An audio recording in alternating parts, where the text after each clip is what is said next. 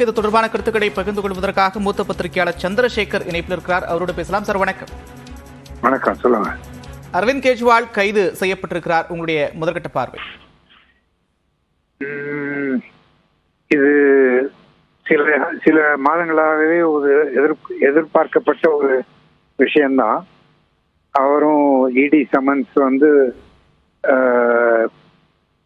அதை ஒத்துக்கொள்ளாமல் அதை டிஃபை பண்ணிட்டு டிடியை அவங்க டிடிக்கு முன்னாடி அப்பியர் ஆகாமல் இருந்தாரு. நேற்றுக்கு டெல்லி ஹைகோர்ட்ல அவருக்கு ரிலீஃப் கிடைக்காத போது இடி சரி போய் நம்ம அரெஸ்ட் பண்ணலான்ட்டு இன்னைக்கு பண்ணியிருக்காங்க. இது நிச்சயமாக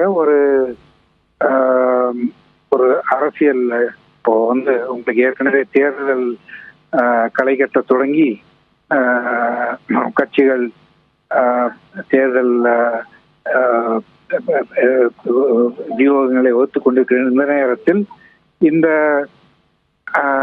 கைது என்பது நிச்சயமாக ஒரு தாக்கத்தை ஏற்படுத்தும் என்று ஆப் மற்றும் காங்கிரஸ் கட்சியினர் எதிர்பார்க்கின்றனர். இது ஒரு அனுதாப அலையை ஏற்படுத்துமா என்று அவர்கள் எதிர்பார்க்கின்றனர். நன்றி சந்திரசேகர், இணைப்பிலிருந்து கருத்துக்களை பகிர்ந்து கொண்டமை.